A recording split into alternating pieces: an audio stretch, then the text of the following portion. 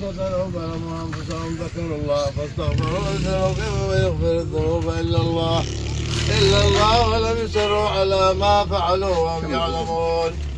أولئك جزاؤهم مغفرة من ربهم وجنات تجري من تحت الأنهار خالدين فيها ونعم أجر العاملين. حسبك يا بابا.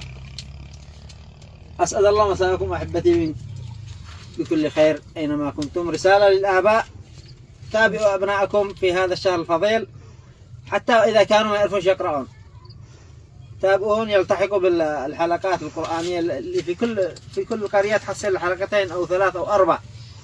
وهذه الحلقات حلقات ذكر وحلقات قرآن كريم في هذا الشهر الفضيل. فلاحظت في بعض القرى، في القرى كلها، أكثر الأبناء يعني مجرد ما يتأشى ويصلي خلاص يسري اللي بعد الضونة واللي بعد الكيرم والذي بعد البلاي ستيشن والذي بعد الفرفيرة. والمهم كل واحد ما أهله بقى يعني تشتهر الألعاب تكثر في رمضان حق الشيطان.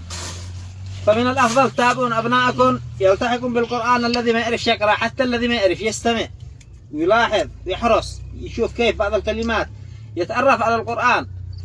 هنا ما شاء الله في قراء، في الأخ عبد الله دهر، في الأستاذ أحمد حمود والوالد، وفي قراء ما شاء الله تمام. الذي ما يعرف يقرأ من الأفضل إنه يلتحق بهذه الحلقات حتى ولو يستمع يكسب الأجر. وحبيت